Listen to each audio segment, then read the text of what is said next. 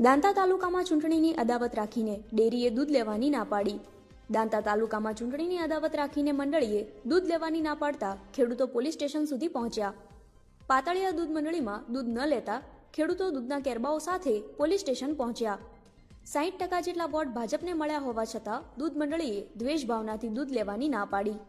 કાંસા રાજીપુરા ગામના લોકો 25 વર્ષથી દૂધ ભરાવતા હતા. પાતળિયા ગામના સરપંચ અને દૂધ મંડળીના મંત્રીએ ના પાડી હોવાનો આરોપ લગાવ્યો. આદિવાસી લોકોએ પોતાની વ્યથા રજૂ કરી. કાંસા પાતળિયા ગામમાં 60%થી વધુ વોટ ભાજપને મળ્યા હોવા છતાં ખેડૂતોનું દૂધ લેવાની ના પાડતા ખેડૂતો નારાજ. અમારે દોતા તાલુકાના પાતળિયા ગામની મંડળીમાં લગભગ 20 થી 25 વર્ષથી અમે કોસા રાજીપુરા ગામના લોકો દૂધ ભરાવીએ છીએ ને હાલ પણ ચાલુ જ છે.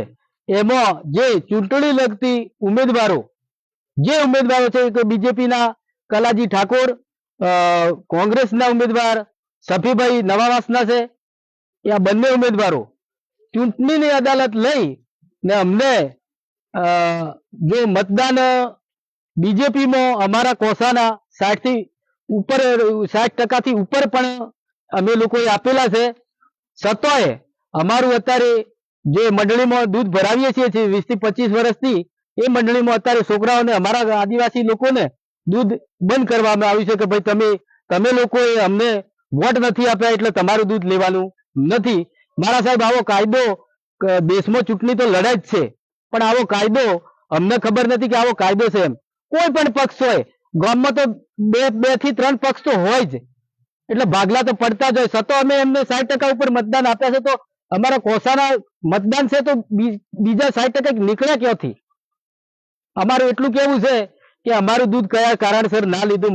અમારા પાતળિયા મંડળીના પેલા આપણે ભાઈ મંત્રી ને સરપંચશ્રીએ અમારા લોકોને બધાને અમારા ગ્રાહકોને ના પાડી છે.